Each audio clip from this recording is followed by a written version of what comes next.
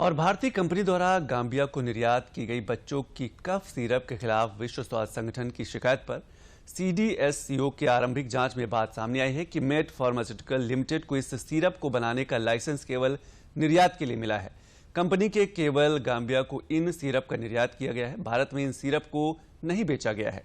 साथ ही standard practice के तहत आयात करने वाला देश उपयोग में लाए जाने से पहले आयात किए गए प्रोडक्ट की गुणवत्ता की जांच करता है।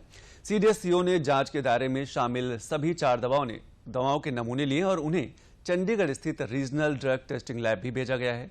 लैब में जांच के बाद मामले में स्पष्टता आएगी और आगे की कार्रवाई की जा सकेगी।